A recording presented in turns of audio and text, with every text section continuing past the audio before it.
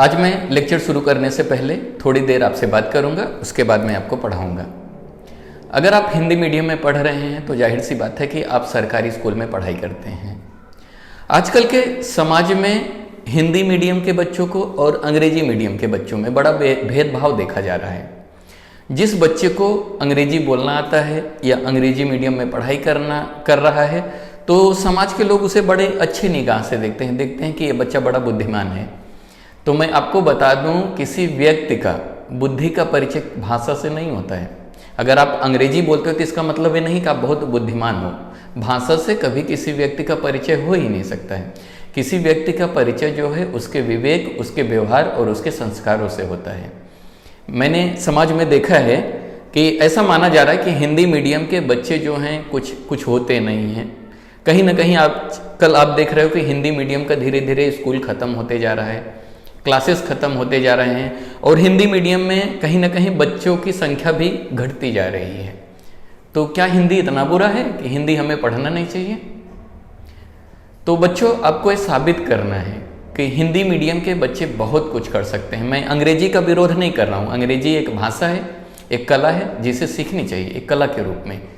अगर आप ऐसा नहीं कि अंग्रेजी बोलने के बाद वो जो बुद्धिमान समझा जाता है वो कहीं ना कहीं गलत है। समाज की जो थिंकिंग है, अगर कोई बच्चा हिंदी मीडियम में जाता है तो कहीं ना कहीं समाज के लोग उसको बोल बोल के परेशान करते हैं, अरे यार आपने अपने बच्चों को हिंदी मीडियम में क्यों डाला, इंग्लिश मीडियम में डालना चाहिए था। तो बच्चों, मीडियम कुछ फ़र्क नहीं होता। अगर आप हिंदी मीडियम में पढ़ रहे हो तो कोई बुराई नहीं है, बहुत अच्छी बात है। बहुत सारे बच्चे हिंदी मीडियम के कारण आज स्कूल जा पा रहे हैं। क्योंकि अगर देखा जाए अंग्रेजी मीडियम को तो दूसरी या तीसरी के लिए कम से कम 30 से 40 हज़ार फीस लगता है। कुछ पेरेंट्स इतना पैसा नहीं अफोर्ड कर सकते कि उनको इंग्लिश मीडियम में भेज के पढ़ा सकें। और अगर आप इंग्लिश मीडियम में नहीं पढ़ रहे हो तो ये मत दुखी हो जाओ कि मैं इंग्लिश मीडियम में नहीं जा रहा हूँ, मेरा कुछ हो नहीं सकता है। बहुत कुछ हो सकता है। आप भी टॉपर बन सकते हो। टॉपर बनने के लिए मीडियम की ज़रूरत ही नहीं है। आप मेहनत कीजिए बच्चों, आप भी उनको जवाब दीजिए। जो ऐसा सोचते हैं कि इंग्लिश मीडियम एक महान है, आप उनके लिए जवाब बनो। आप टॉप करो, टॉप करके सिद्ध कर दो कि भाषा कभी बैरियर नहीं होता। चाहे बच्चा हिंदी मीडियम में पढ़े, इंग्लिश मीडियम में पढ़े, मराठी मीडियम में पढ़े, कोई भी मीडियम में पढ़े, भाषा कभी किसी चीज़ के लिए रुकावट नहीं होती है। इंग्लिश तो एक कला है, वो कभी भी सीखी जा सकती है। आप कभी भी 2-3 साल अच्छे से मेहनत कर दोगे, आपको भी इंग्लिश आ जाएगा। लेकिन लोगों की जो मानसिकता है कि अगर बच्चा इंग्लिश मीडियम में पढ़ाई करता है तो बड़ा बुद्धिमान है, बहुत उसको ज्ञान रहेगा, तो ये गलत है। ज्ञान किसी भी भाषा में समझे, मतलब भाषा एक माध्यम होता है चीज़ों को समझने के लिए। आप उस चीज़ को तभी अच्छे से समझ पाओगे जब वो भाषा आपको आती रहेगी। हिंदी आपको अच्छी आती है तो कोई चीज़ अगर आप हिंदी में पढ़ते हो तो आपको जल्दी जल्दी समझ में आएगा।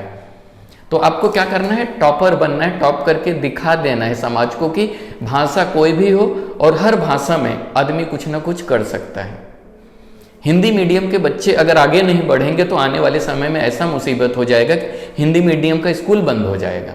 बंद होता ही जा रहा है, धीरे धीरे कम होता जा रहा है। आपको सिद्ध करके दिखा देना है बच्चों की हिंदी मीडियम में दम होता है। हिंदी मीडियम के बच्चे बहुत कुछ कर सकते हैं। 10वीं का रिजल्ट आएगा, आप उनको दिखा दो कि हिंदी मीडियम के बच्चे टॉप कर सकते हैं। क्या नहीं कर सकते? डॉक्टर बन सकते हैं, इंजीनियर बन सकते हैं, साइंटिस्ट बन सकते हैं। भाषा कभी रुकावट नहीं होती है। तो आपको सिद्ध करके दिखा देना है, समाज को बदल देना है। आपको समझ में आ गया? और इस बात का कभी दुख मत लेना कि मुझे अंग्रेजी नहीं आती है। अंग्रेजी आ जाएगी, 1-2 साल में आप सीख जाओगे। समझ में आ गया? ज़्यादा मैं बात नहीं करूँगा, लेक्चर शुरू करता हूँ। अभी तक हमने इतिहास का जो दूसरा पाठ है जिसका नाम है इतिहास लेखन भारतीय परंपरा, उसका मैंने 2 वीडियो आपको पढ़ा दिया है। आज मैं आपको तीसरा पार्ट पढ़ा रहा हूँ और आज के साथ ये पार्ट जो है ख़त्म हो जाएगा। तो चलो लेक्चर शुरू करते हैं, अच्छे से समझते हैं। आपको मेरे साथ रहना है, अच्छे से पढ़ना है, अच्छे से समझना है और समाज के लिए एक जवाब देना है कि आप भी बहुत कुछ कर सकते हो। आपके लिए भाषा कोई मायने नहीं रखती है। तो आ जाओ पेज नंबर 12 पे। यहाँ पे है हेडिंग स्वातंत्रोत्तर कालखंड का इतिहास लेखन। स्वातंत्रोत्तर मतलब आज़ादी के बाद किस प्रकार इतिहास लिखा जाने लगा, इसके बारे में हम अध्ययन करेंगे। सबसे पहला कुछ ऊपर थोड़ा बहुत लिखा है, उसको नहीं पढ़ेंगे और खाली जानकारी के लिए दिया गया है। लिखा है मार्क्सवादी इतिहास। तो सबसे पहले हम मार्क्सवादी इतिहास देखेंगे, फिर लिखा है उपेक्षितों का इतिहास, वो देखेंगे। फिर दिया गया है स्त्रीवादी इतिहास, उसके बारे में समझेंगे तो ये चैप्टर कंप्लीट हो जाएगा। मार्क्सवादी इतिहासकारों के लेखन में आर्थिक व्यवस्था में उत्पादन के साधनों, पद्धतियों और उत्पादन प्रक्रिया में मानवीय संबंधों का विचार केंद्र था। जो मार्क्सवादी इतिहास लेखन था, यानी कि जो मार्क्सवादी लोग जो इतिहास लिखते थे, उनका विचारधारा थोड़ा सा अलग था, उनका सोच जो था थोड़ा सा अलग था। उनका सोच क्या था कि समाज में जो भी चीज़ें उत्पादन होती है, उत्पादन यानी कि जैसे कि पैसा कमाया जा रहा है, गेहूं का उत्पादन हो रहा है, चावल का उत्पादन हो रहा है, तो जो भी चीज़ें उत्पादन होती है तो मनुष्य के बीच में वो केंद्र रखा जाता है कि मतलब पृथ्वी के ऊपर जो भी चीज़ें उत्पादित किया जाएगा। उत्पादन मतलब क्या होता है, जैसे कि पैसा कमाना, ये भी उत्पादन है। गेहूं उगा के, गेहूं उग गया ना, उत्पादन हुआ। चावल का उत्पादन हुआ, यानी एक साल में जितनी चीज़ें उत्पादन की जाती है, यानी बनाई जाती है, पैदा की जाती है, उगाई जाती है, उसे उत्पादन कहा जाता है। उसको ध्यान में रखकर इतिहास लिखा गया मार्क्सवादी इतिहास लेखन विचारधारा से। समझ में आ गया? और समझेगा, थोड़ा सा आपको टफ लगेगा लेकिन धीरे धीरे समझ में आएगा। देखो, प्रत्येक सामाजिक घटना का सामान्य लोगों पर क्या प्रभाव पड़ता है, इसका विश्लेषण करना मार्क्सवादी इतिहास लेखन का महत्वपूर्ण सूत्र था। यहाँ पे मार्क्सवादी इतिहास किसके लिए लिखते थे? समाज में जो भी चीज़ें उत्पादित होती है, उत्पादन होने के बाद उसका प्रभाव जो है सामान्य लोगों के ऊपर क्या प्रभाव पड़ता है, उसके वो सोच के लोग इतिहास लिखते थे। उदाहरण से समझो आप, जैसे कि अगर आप भारत में देखोगे, अमीर एकदम अमीर है और गरीब एकदम गरीब है। क्यों? क्योंकि जो उत्पादन का साधन है उसका उपयोग जो है अमीर ज़्यादा कर रहे हैं, गरीब कम कर रहे हैं। एक किसान अगर गेहूं चावल उगा रहा है तो उसमें कहीं ना कहीं एक साल का मेहनत होता है, खर्चे होते हैं, लेकिन उसको उतना पैसा नहीं मिल पाता है जितना व्यापारियों को फायदा हो रहा है। तो इनका यही विचारधारा था कि मतलब जो छोटे वर्ग के लोग हैं उनके बारे में सोच के उनके क्या प्रभाव पड़ता है। अमीर अमीर है, गरीब गरीब है। मार्क्सवादी कहते हैं कि पृथ्वी के ऊपर जितनी भी चीज़ें उत्पादित होती है वो सबको समान मिलना चाहिए, क्योंकि पृथ्वी के ऊपर सबका अधिकार है। लेकिन यहाँ पे ऐसा नहीं है, सारी चीज़ें जो बंटवारा है, अमीर ज़्यादा अमीर है और गरीब ज़्यादा गरीब है। समझ गए? आगे समझो।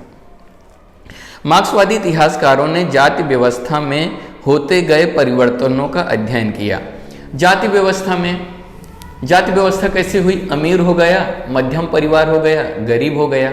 कहीं ना कहीं समाज जो है बट गया भागों में। जिसके पास ज़्यादा पैसा है वो अमीर माना जाने लगा, जिसके पास थोड़ा कम है वो मध्यम वर्ग माना जाने लगा, जिसके पास पैसा नहीं वो गरीब माना जाने लगा। कहीं ना कहीं उत्पादन के साधनों में सबको, उत्पादन के साधन यानी जितनी चीज उगाई जाती हैं पृथ्वी के ऊपर, वो सबको अगर बराबर मिलता तो कहीं ना कहीं आदमी ऊंच नीच होता नहीं, सब बराबर होते। समझ में आ गया? समझो इसको। भारत में मार्क्सवादी इतिहास लेखन पद्धति का अवलंबन प्रभावशाली ढंग से करने वाले इतिहासकारों में दामोदर धर्मानंद कोसंबी, कामरेड श्रीपाद अमृत डांगे, राम शरण पाटिल आदि का योगदान महत्वपूर्ण है। तो यहाँ पे मार्क्सवादी इतिहास लिखने वाले, यहाँ पे जो भी मैंने नाम पढ़ा, ये लोगों ने क्या किया? मार्क्सवादी इतिहास लिखा और लोगों को बताया कि भारत में जो भी या पृथ्वी पे जो भी चीज़ें उत्पादित की जाती है उसे सबको एक समान मिलना चाहिए, ताकि वर्ग ऊंचा नीचा न रह सके, अमीर गरीब न रह सके, सब बराबर रहे। ठीक है, आगे समझो। तो यहाँ पे कुछ किताब लिखा गए। भारतीय कम्युनिस्ट पार्टी के संस्थापक में डांगे एक थे। भारतीय कम्युनिस्ट एक पार्टी थी जिसके बहुत सारे संस्थापक थे। उनमें संस्थापकों में जो डांगे थे उसमें से एक प्रमुख माने जाते हैं। उनकी लिखी, उन्होंने किताब लिखा primitive communism to slavery. Underline करो, एक क्या है? मार्क्सवादी इतिहास लेखन का उदाहरण है। आपको प्रश्न पूछा जाएगा प्रिमिटिव कम्युनिज्म टू स्लेवरी किसका लेखन है, तो आपको बताना पड़ेगा मार्क्सवादी इतिहास लेखन की किताब है। समझ में आ गया? क्लियर हुआ? समझते चलो। अगला आता है उपेक्षितों का इतिहास। उपेक्षित मतलब क्या होते हैं? जो समाज में सबसे निचला वर्ग होता है उसे उपेक्षित कहा जाता है। समझा? समाज में जो सबसे निचला वर्ग होता है, जो सबसे छोटा जात होता है, उसे उपेक्षित कहा गया है। उपेक्षित शब्द से उन्हें पुकारा जाता है। उपेक्षितों के समूहों का इतिहास लिखने का प्रारंभ मार्क्सवादी इतिहास लेखन की परंपरा से हुआ। मार्क्सवादी इतिहास लेखन में हमें दिखाई देता है कि वो लोग छोटे वर्ग को ध्यान में रखकर इतिहास लिखा कि लोग गरीब क्यों हैं, ऐसा सोच के मार्क्सवादी ने इतिहास लिखना शुरू किया। समझ में आ गया? इतिहास लेखन का प्रारंभ समाज के निचले सामान्य लोगों के स्तर से करना होगा। इस संकल्पना को प्रस्तुत करने में एंटोनियो ग्राम्ची नामक इटालियन विचारधारक का स्थान महत्वपूर्ण है। यहाँ पे देखो, एक इटालियन विचारधारा थे जिसे क्या कहते हैं, एंटोनियो ग्राम्ची नामक इटालियन एक विचारधारा है। क्या उनसे विचारधारा? एंटोनियो ग्राम्ची एक इटालियन विचारधारा है। वो लोग समाज में सबसे निचले वर्ग यानी सबसे जो छोटी जाति है उसके बारे में सोच के वो लोग इतिहास लिखते थे, क्योंकि समाज में गरीब क्यों है, गरीब है तो उसका गरीब होने का कारण क्या रहा है, वो सोच के इतिहास लिखा जाने लगा। इससे पहले हम इतिहास में खाली राजा महाराजा के बारे में पढ़ते थे, लेकिन आगे चलकर गरीबों के बारे में इतिहास लिखा जाने लगा। गरीब अगर है लोग तो क्यों है, समझा? शुरुआत किसने किया था? मार्क्सवादी इतिहास लेखन हुआ। फिर बाद में इटालियन में एक विचारधारा थी जिसको कहते हैं एंटोनियो ग्राम्ची। यहाँ पे भी निचले वर्ग से वो लोग इतिहास लिखते थे। समाज में जो सबसे छोटे वर्ग होते थे उनके बारे में लोग इतिहास लिखते थे, तो धीरे धीरे पूरे भारत में इतिहास लिखा जाने लगा, छोटे वर्गों को ध्यान में रखकर।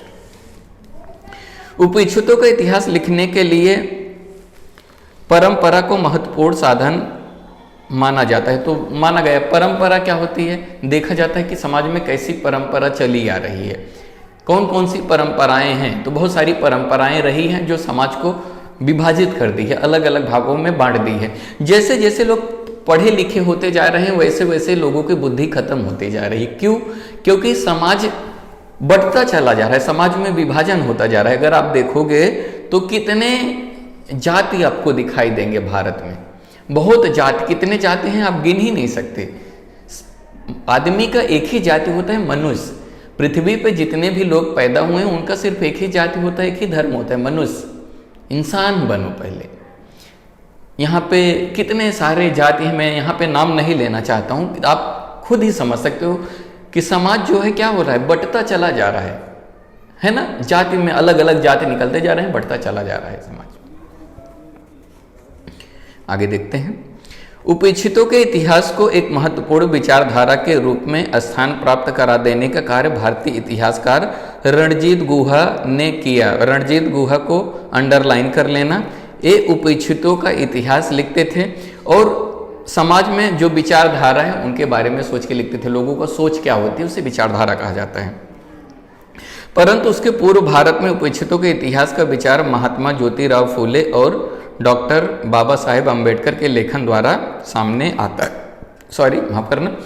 शुरुआत में महात्मा ज्योतिराव फूले और डॉक्टर बाबा साहेब अम्बेडकर ने जो समाज में सबसे छोटे लोग हैं उनके बारे में इतिहास लिखना शुरू किया। समझ में आ गया? यहाँ पे महात्मा ज्योतिराव फूले और डॉक्टर बाबा साहेब अम्बेडकर को अंडरलाइन कर लेना। ये लोगों ने उपनिषदों का इतिहास लिखा। उपनिषदों का इतिहास यानी कि समाज में सबसे नीचे वर्ग के बारे में लोगों ने इतिहास लेखन किया। महात्मा फुले ने एक किताब लिखा जिसका नाम है गुलामगिरी। किताब को अंडरलाइन कर लेना। महात्मा फुले ने गुलामगिरी पुस्तक में अतिशूद्रों का इतिहास नए सिरे से खोलकर दिखाया। अतिशूद्र किसे कहा जाता है? जो समाज में सबसे छोटा वर्ग होता है उसे शूद्र नहीं अतिशूद्र कहा जाता है। समझ में आ गया? जो सबसे छोटा जाति या सबसे छोटा वर्ग का होता है उसे अतिशूद्र कहा जाता है। अतिशूद्रों के बारे में महात्मा ज्योतिराव फूले ने लिखा और उस किताब का नाम रखा गुलामगिरी। समझ में आ गया? धर्म के नाम पर नारी, शूद्रों तथा अतिशूद्रों के होने वाले शोषण की ओर ध्यान खींचा। तो यहाँ पे महात्मा फुले ने किताब में नारी के ऊपर जो अत्याचार किए जा रहे थे उसके बारे में लिखा, बताया लोगों को। शूद्रों के बारे में तथा अतिशूद्रों के बारे में उन्होंने बताया कि लोगों के साथ जो अन्याय हो रहा है वो किस प्रकार किया जा रहा है, उन्होंने वो बताया लोगों को। समझा? भारत के सांस्कृतिक एवं राजनीतिक निर्माण में दलित वर्ग का बहुत बड़ा योगदान है। यहाँ पे दलित, अभी समाज में सबसे बड़ी गलती क्या है समाज की? समाज जो है जाति में बढ़ता जा रहा है। दलित बोलता है मैं दलित हूँ, ब्राह्मण बोलता है मैं ब्राह्मण हूँ, क्षत्रिय बोलता है क्षत्रिय हूँ। ये कहीं ना कहीं समाज का विभाजन, ऐसा नहीं होना चाहिए। सबसे पहले इंसान को मनुष्य बनना चाहिए। इंसान तो बनो, इंसान बनना है। समझ में आ गए। अगर आप इतिहास देखोगे तो इतिहास में ही विभाजन दिखाई देता है। दलित अपना अलग से वर्ग मानता है, ब्राह्मण अपना वर्ग मानता है, क्षत्रिय अपना वर्ग मानता है, और पता नहीं ऐसे हजारों करोड़ों कितने जात में लोग बढ़ते जा रहे हैं। मैं क्या बोल रहा हूँ, जैसे जैसे लोग पढ़ते जा रहे हैं वैसे वैसे उनकी दिमाग जो है बुद्धि कमजोर होती जा रही है। समाज में अगर आप देखोगे किसी व्यक्ति के ऊपर कोई न जाति है न धर्म है। जब इंसान पैदा हुआ सबका पैदा होने का प्रोसेस एक ही जैसा है, सबका खून लाल है, समझ में आ गया। सबको दर्द होता है, सबको तकलीफ होता है, लेकिन बंटवारे क्यों हो रहे हैं? नहीं होना चाहिए। समाज में एक ही जाति व्यवस्था होनी चाहिए, सब वो जाति व्यवस्था है इंसान बनो। समझ में आ गया, आगे समझते हैं। तो यहाँ पे बताया जा रहा है दलित वर्ग जो है उनका बड़ा योगदान रहा है, जो दलित रहे हैं, समझ में आ गया, पिछड़े वर्ग के लोग। भारत के उपनिवेशवादी तथा राष्ट्रवादी इतिहास लेखन में इनकी उपेक्षा की गई। तो यहाँ पे जब राष्ट्रवादी और उपनिवेशवादी इतिहास लिखा गया तो इनके भी बारे में लेखन किया गया, जो दलित लोग थे उनके बारे में। समझ में आ गया, आगे समझते हैं। डॉक्टर बाबा साहेब अम्बेडकर ने इस तथ्य को केंद्र में रखकर निरंतर लेखन किया। जो डॉक्टर बाबा साहेब अम्बेडकर थे वो दलित के बारे में इतिहास लिखते गए ताकि आने वाले समाज को दलित के बारे में मालूम पड़े। अभी दलित क्या कहेगी, मेरे साथ शोषण हुआ। इतिहास को मत देखो, आज समाज में किस प्रकार परिवर्तन हुआ है उसे हमें सोचना चाहिए। आज के समाज में कोई छोटा बड़ा नहीं है, सबको समान। संविधान हमारा क्या कहता है, सबको समानता का अधिकार दिया गया है। फिर हम पीछे वाली चीज क्यों सोचें? हम वही सोच सोच के आपस में लड़ रहे हैं, झगड़ रहे हैं, एक दूसरे को गाली दे रहे हैं, कर रहे हैं। कहीं ना कहीं ये बहुत ही गलत परंपरा चली आ रही है। अब तो समाज बदल चुका है, अब तो सब एक साथ पढ़ रहे हैं, न कोई राजा है न कोई रंक है। स्कूल में कोई भेदभाव दिखाई दे रहा है, सभी बच्चे एक क्लास में एक स्टैंडर्ड में सभी के बच्चे पढ़ रहे हैं, वहां तो कोई भेदभाव नहीं है। फिर हमारे समाज में ऐसा भेदभाव क्यों हो रहा है? नहीं होना चाहिए। उनके द्वारा किए गए विपुल लेखन में हु वेयर दी शूद्राज और दी अनटचेबल्स ग्रंथ उपेक्षितों के इतिहास के उदाहरण के रूप में बताए जा सकते हैं। तो यहाँ पे डॉक्टर बाबा साहेब अम्बेडकर ने किताब लिखा हु वेयर दी शूद्राज। याद रखना किसने लिखा है? अम्बेडकर ने लिखा है। कौन सा किताब है? उपेक्षितों का इतिहास है। किसने लिखा? अम्बेडकर साहब ने लिखा। क्या है? Who where the Shudras. और एक किताब लिखा अनटचेबल्स। अनटचेबल यानी छुआछूत होता है। किसी पहले लोग छुआछूत का बड़ा भेदभाव रखते थे, किसी को छूते नहीं थे, दलितों में छुआ नहीं जाता था। वो तो पुरानी परंपरा थी ना यार, वो तो खत्म हो चुकी है। अब हमें एक नए सिरे से जीना चाहिए। क्या वही हम मान लेते हैं? आप दो दोस्त हो, कभी आपसे बचपन में झगड़ा हो गया रहेगा और आज आप अच्छे दोस्त हो, तो क्या वो बचपन के झगड़ा सोच के आप एक दूसरे से लड़ते रहोगे? ये तो गलत है ना। जो बीत गया सो बीत गया, अब नए सिरे से जीना सीखो ना। क्या जरूरी है कि जो समाज में वो वही हम लेके चलते रहें, वही ढोते रहें, आपस में लड़ते रहें? ये गलत है। समाज में बदलाव की जरूरत है और नए विचार की जरूरत है। वो पुरानी परंपरा रगड़ते हुए लोग चले जा रहे हैं। आइए समझते हैं स्त्रीवादी इतिहास लेखन। अभी ये अच्छी बात है, स्त्रीवादी इतिहास लेखन से मैं बहुत ही प्रभावित हूं। आप वीडियो को पूरा देखो, समझो इसको, बहुत ही अच्छी बातें हैं। इंसान को जन्म कौन देता है? स्त्री देती है। और अपने समाज में स्त्री को सबसे छोटा माना जाता है, सबसे हीन माना जाता है, सबसे कमजोर माना जाता है। अरे भाई क्यों?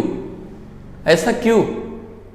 मैं भी सवाल पूछना चाहता हूं कि क्यों हमेशा पुरुष प्रधान क्यों? पुरुष को ही हमेशा आगे क्यों बढ़ाया जाता है? भगवान को भी अगर जन्म लेना पड़ता है तो एक स्त्री की जरूरत होती है, क्योंकि अगर स्त्री नहीं तो भगवान भी जन्म नहीं ले सकता है। आपने देखा रहेगा भगवान राम का जन्म हुआ तो कहीं ना कहीं उनकी माता बनने के लिए एक स्त्री का योगदान रहा है, कौशल्या माता का, है ना। तो कहीं ना कहीं भगवान को जन्म लेने के लिए स्त्री का सहारा बनना पड़ता है। तो स्त्रियों को इतना हीन क्यों माना जाए, छोटा क्यों माना जाए? तो चलो देखते हैं। भारतीय इतिहास लेखन के क्षेत्र में प्रारंभ में मुख्यतः पुरुष अध्येता कार्यरत थे। जो भी इतिहासकार थे पुरुष लोग थे, पुरुषों के बारे में इतिहास लिखा जाता था, पुरुष ही पढ़ते थे, पुरुष सब हुआ करते थे इतिहास में। समझ में आ गया? परिणाम स्वरूप भारतीय इतिहास में प्राप्त स्त्रियों का स्थान तथा उनके द्वारा किए गए कार्य अन्य बातों की तुलना में दुर्लक्षित रह गए। इतिहास में शुरुआत में अगर देखा जाए तो खेती करने का श्रेय स्त्रियों को जाता है। स्त्रियां मेहनत करती थी खेतों में, तब जाके खेती की शुरुआत हुई। लेकिन लिखा किसके गया बारे में? पुरुषों के बारे में लिखा गया। और लिखा किसने? पुरुषों ने खुद लिखा अपने बारे में। और आजकल पुरुष अपने आप को महान भी बताता है ना।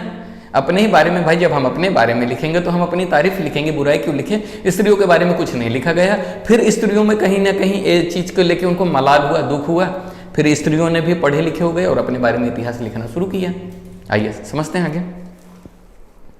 उसे प्रकाश में लाना स्त्रीवादी इतिहासकारों के सम्मुख पहली चुनौती थी।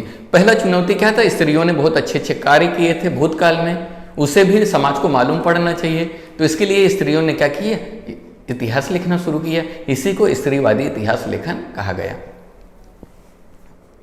साथ ही स्त्रियों द्वारा लिखे गए साहित्य का अनुसंधान अथवा शोध कार्य और संकलन करना भी आवश्यक था। स्त्रियों ने भी साहित्य लिखा था, किताबें लिखी थी, कविताएं लिखी थी।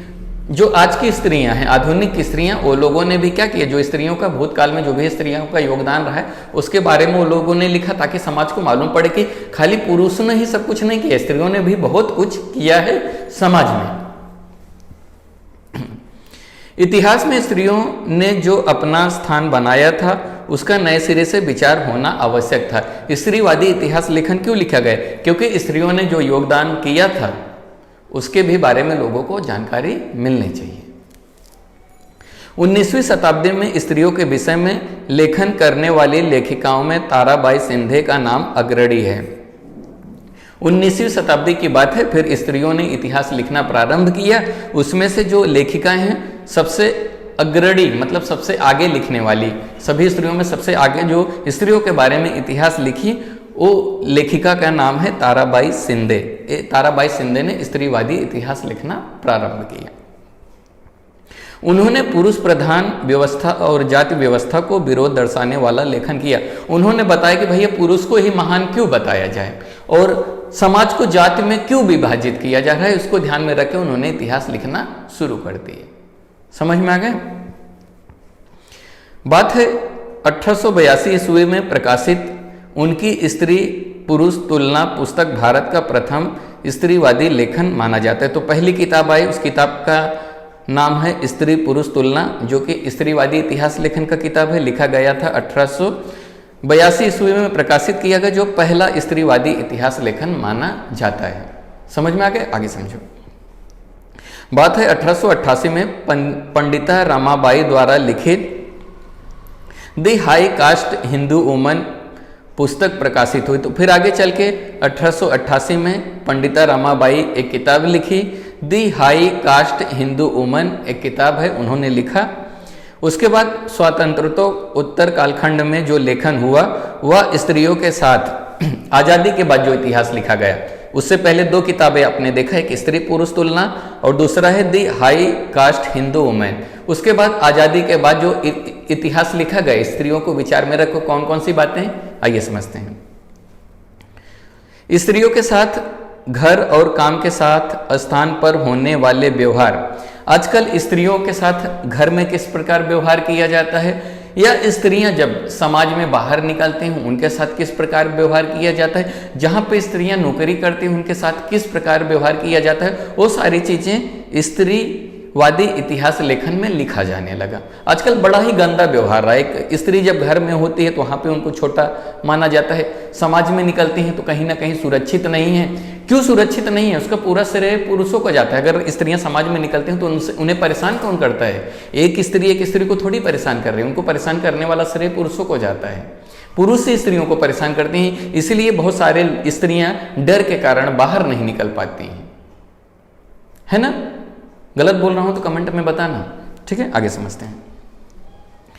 उनका व्यवहार, स्थान पर होने वाले व्यवहार, उनका राजनीतिक समानता का अधिकार जैसे विषयों पर केंद्रित हुआ था। वो लोगों को, स्त्रियों को राजनीतिक में धीरे धीरे राजनीतिक में आई, चुनाव लड़ने लगी, लेकिन पहले उन्हें नहीं बाहर निकलने दिया जाता था।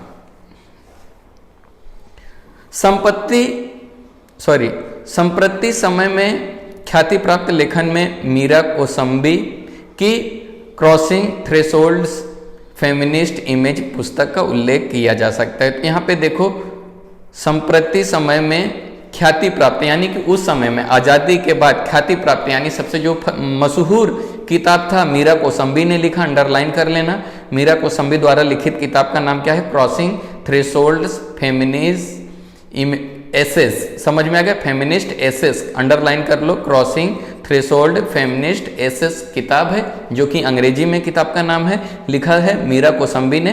पुस्तक का उल्लेख किया जा सकता है। इस पुस्तक में महाराष्ट्र की पंडिता रमाबाई, भारत में डॉक्टरी कार्य करने वाली पहली स्त्री डॉक्टर रखमाबाई जैसी स्त्रियों के जीवन पर आधारित निबंध है।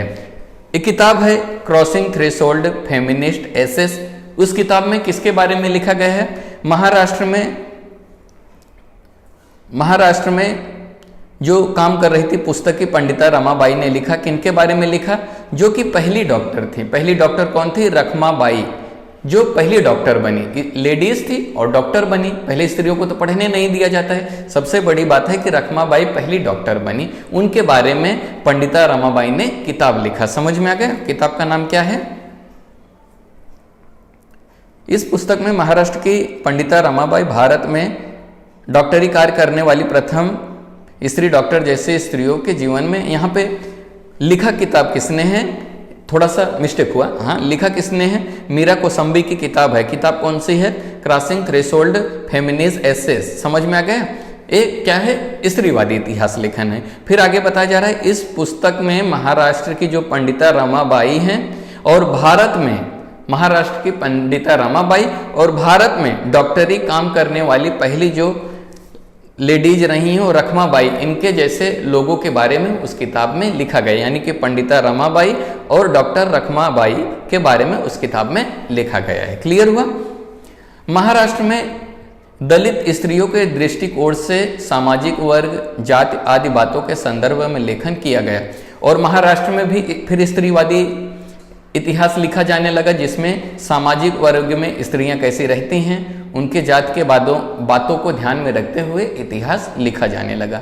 इनमें शर्मिला रेगे का उल्लेखन कार्य महत्वपूर्ण रहा है। महाराष्ट्र में जो इतिहास लिखा गया, जो सामाजिक वर्ग और जात के बारे में लिखा, उनमें जो शर्मिला रेगे रही हैं, उनका महत्वपूर्ण योगदान माना जाता है। फिर आगे बात करते हैं, उन्होंने writing caste, writing gender, reading Dalit women's, testimonies पुस्तक में दलित स्त्रियों के आत्मचरित्र पर लिखे निबंधों का संकलन है।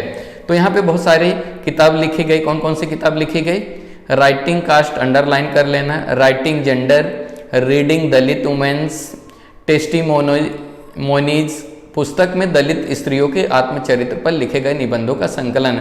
यानी एक किताबों में दलित के जो स्त्रियां रही हैं उनके बारे में लिखा गया है। समझ में आ गया? जो कि कौन सा किताब है? स्त्रीवादी इतिहास लेखन है। आगे समझो। किसी भी विशिष्ट विचार प्रणाली से के प्रभाव में न आकर इतिहास लिखने वाले में सर यदुनाथ सरकार, सुरेंद्र नाथ सेन, रियासतकार गोसा सरदेसाई, त्र्यंबक शंकर, शेजवलकर के नामों का उल्लेख किया जाता है। तो यहाँ पे कुछ जो मैंने नाम पढ़ा है, ये लोग किसी विचारधारा या किसी विचार प्रणाली में नहीं, ये लोग ने स्वतंत्र रूप से इतिहास लिखा। अपने विचारधारा, जो उनका खुद का विचार है, वो इतिहास लिख डाला। समझ में आ गया? आगे समझो।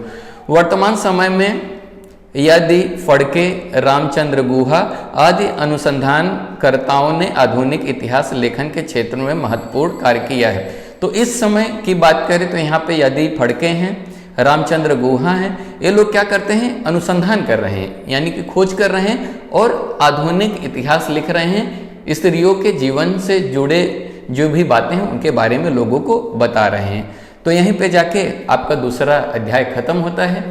वीडियो कैसा लगा कमेंट करके ज़रूर बताइए। वीडियो देखने के लिए धन्यवाद।